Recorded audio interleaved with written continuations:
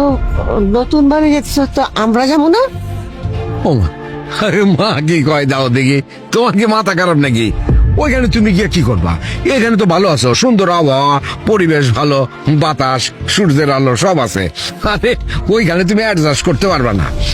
তোমার বৌমা খায়েশ করছে যে তার স্বামী সন্তান নিয়ে আলাদাভাবে ওইখানে সংসার করবে।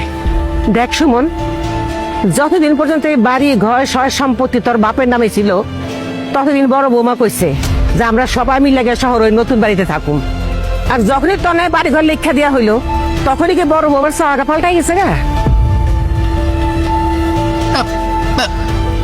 বেয়াদবি নিয়েন না আম্মা, আপনার এসব তেরিবেরি কথার জন্যই আমার আপনার সাথে থাকতে মন চায় না। আপনি একটা বিরক্তিকর মানুষ আম্মা। বৌমা, তোমার শাশুড়ির সাথে তুমি ভদ্রভাবে কথা বলো। শোনো, যে সম্পত্তি নিয়ে তুমি বড়াই করতেছ, সেই সম্পত্তি তোমার স্বামীর উপার্জন করা টাকায় না, সেটা আমার এবং সুজনের। সেই সম্পত্তিও চিটিং বাটপারি করে নিচ্ছে। আব্বা, কারে আপনি চিটিং বলতেছেন? কারে আপনি বাটপার বলেন? আপনি তো মহা বাটপার, আমার চেয়ে তো বড় বাটপার।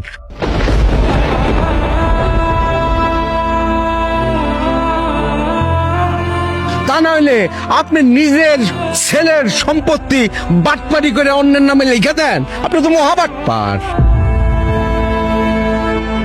সুমন, দেয়াদেবি করিস না। চোখ রাঙ্গায় কথা বলবেন না আব্বা, আমি বলে দিলাম আপনারে।